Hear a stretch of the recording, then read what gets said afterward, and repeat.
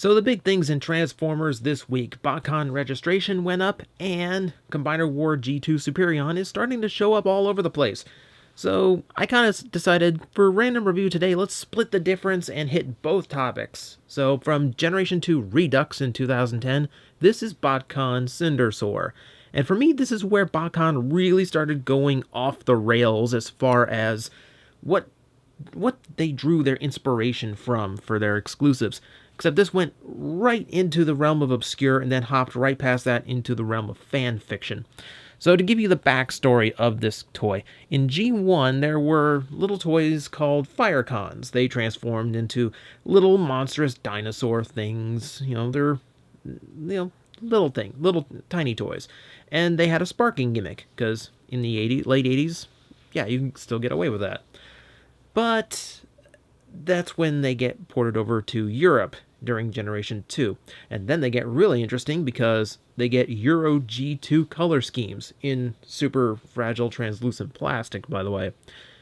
But not Cindersaur. So Botcon took it upon themselves to take the Beast Wars 10th Megatron mold and decided, let's just figure out what Cindersaur would have looked like in G2. And this guy is the result. He is blue. Abadie, he's blue.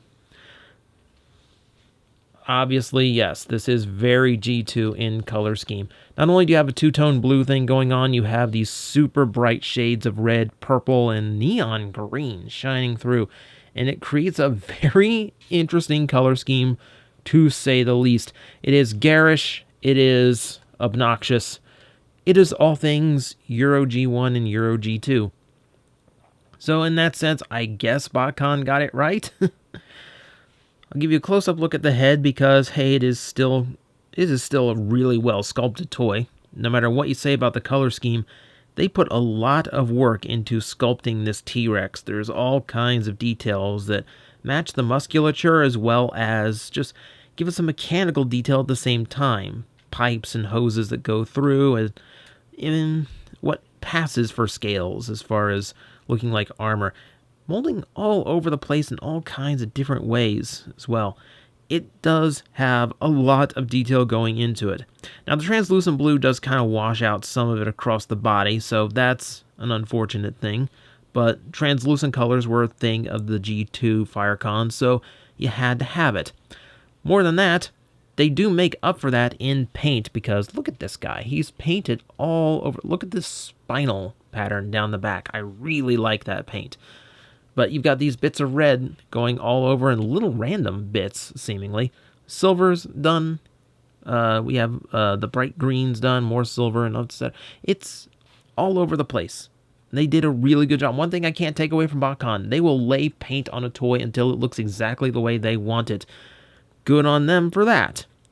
It does create this super garish color scheme, but hey, it is what it is. And there's the G2 Decepticon symbol. That's a nice little touch, as always. So yeah, it's extremely detailed in molding and in paint, even if some of it kind of gets muddled out because of the necessary translucence. So, as far as play value goes, he does have ball-jointed hips, which can let his entire torso move up and down. He does have articulation range enough to kind of get into a more traditional T-Rex stance, though it's all there if you want to have him in predatory stances or just your standard, what we know the T-Rex stood at these days. As you can tell from all that, the neck does have plenty of room. It rotates, it hinges up and down, so that's all good. The head also tilts back and forth, which actually gives the mold quite a bit of expression. And then the jaw opens, revealing that the teeth are fully painted all the way around, and the tongue is its own individual plastic coloring. It's the same purple as the underside of the body. That's kind of cool.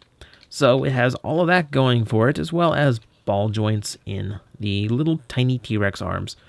So he does have play value here. He does have posability. That's good. He also has a gimmick in this mode. So yeah. Have you seen my top 10 inappropriate Transformers list? Or top 5, actually, because I get banned from YouTube if I showed 10 of those things. But yeah, this toy does have a cyber key port. It has a cyber key port in an interesting spot. And I do have the key. I have opted not to demonstrate it in this mode because I like having a PG channel. But we'll show it off in robot mode where it's supposed to be used anyway. So let's hurry up and get to that now. I'm going to detach the tail because that's going to become a separate weapon because Beast Wars inspired. This is what you do. It's latched into his hand. Come on. There. Takes a little bit of unhooking to get out, obviously. So the first thing I'm going to do, I'm going to open this up and open up the belly parts. So that gives us a little bit of clearance, as well as split the torso right here. And this is where I get super nervous because translucent plastic, big hinges. I am going to give myself a little bit more clearance by unpegging this hip armor and folding it down a little bit. It's on a double hinge, so it can go down a few notches. That gives me just enough. Come on. Nah, toy's being stubborn on me. That gives me a little bit more room to open this up, and hopefully nothing breaks. Got into beast mode fine, so robot mode. Okay. I think we're okay. I think we're good. I'm going to fold these out just to clean up the overall look. From here, we get a little bit weird because this toy just, this is based very much on the Beast Wars Megatron, the full-size one, which did have something of an interesting transformation scheme. So that's going to get folded up. Rotate this around. Head has to fold out. Rotate that. I'm going to have to get the arm in place here, and as well as get the kibble a little bit farther out, farther back. But yeah, with that whole torso hinged, we can press it down, closes up against the back. And with that,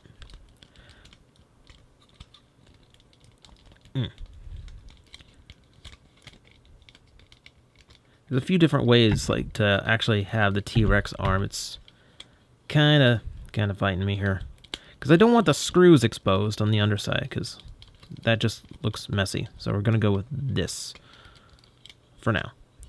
So with that, yeah, we have Botcon Cindersaur in robot mode, and you can definitely see the G2 in him now. If you couldn't see it before and all you could see was blue T-Rex, now it is very apparent. A lot more of that neon green, a lot more of that purple, and it's all condensed into his torso now.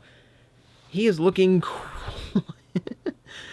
oh my god, he clashes like a car wreck, but that's G2. That's Euro G2. Close-up of the head, if your eyes can handle it. He is an angry sort with a very toothy grimace.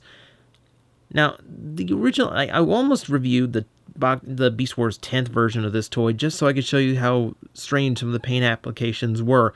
And then I realized I had this one where the paint applications are certainly weirder. But credit where credit's due. They, again, a lot of paint to make it look just the way they wanted. Now, again, I told you the backstory of this guy. He's kind of a made-up version of Cindersaur. But looking at how the other Firecons were painted and the color schemes they went with, I do have to give him credit. This guy is pretty much exactly what I would have thought Cindersaur would look like in G2.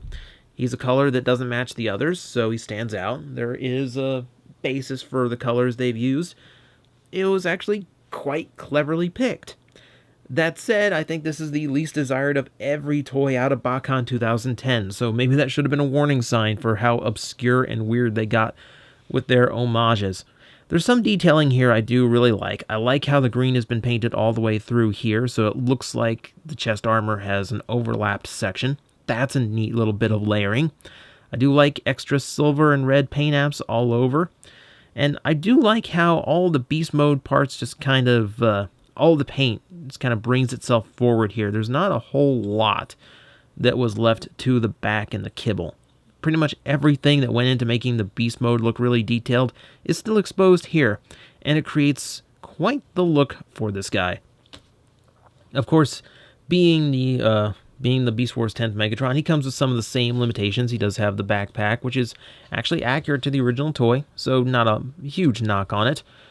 He does have bicep curling hands, which that's frustrating. At least you can actually curve him down, but then you don't have an elbow. This one works a little bit better, if only because there's a lot more playability. There's a lot more you can do with it. This elbow's actually bent a little bit better, but then the screws are exposed. So this is where you have a little bit of play, and you can just do whatever you want with the arms and have fun, make it look the way you want, make it work the way you want best, because it's going to be a little bit different for everybody. But while we're on the subject, articulation. So, head, ball jointed. Good. We like that. Has a rotation point to it. That's good. Shoulders, which is interesting because the shoulders and arms transform completely differently from each other. We got universal on the left, as well as a bicep swivel, and you have a 90-degree elbow. Good on you. On the other side, once again, universal, and once again, a bicep swivel, but we also have a swivel going through here, as well as an elbow. The elbow actually goes both directions. So again, whichever way you prefer to keep that arm, whichever way you prefer to have the articulation go, that actually works. And this one is not limited to being a bicep curler because of the extra joints added in for the beast mode. So that actually works out better. A lot of rotations in that one. He does have a waist joint. Hooray. Ball jointed hips. Thankfully, a lot of range, and because of the hinges that this is on, gets out of your way if you want any more extreme poses. 90-degree knee, actually a little bit beyond. That's good. Does it have a thigh swivel? Yes, it does. And then we have at the ankles, a little bit of rocking back and forth. You also have toes that are individually hinged, which also would have come in handy in beast mode if I'd remembered them. And then the back heel also has a flex, which keeps the balance better if you need it to have better balance. So, all in all, great articulation on him. This was a really, really good mold. There's absolutely nothing I can say really bad against that mold. It's accurate to the original Beast Wars Megatron, and it carries a ton of articulation on its own, so it works out really well. And it's a creative mold to use for Cindersaur. Like, I do get the feeling that concept was mostly just so they had an excuse to use this mold, since it's one they hadn't used at that point, and they were even then starting to run a little bit thin on ideas. But I do think it worked out pretty well, because this is a pretty inspired idea, I would say. Didn't really catch on for a lot of people, but hey, it's what it is. So what about this big tail? What do we do with that? Well, we can peg it into his hand here if we wanted to have a little bit more of a secure connection. Or we can do the Beast Wars thing and plug it back into his hand. It clips into place at the handle. And the handle itself is hinged out, so it kind of has this little flex to it, and you can reposition it as needed.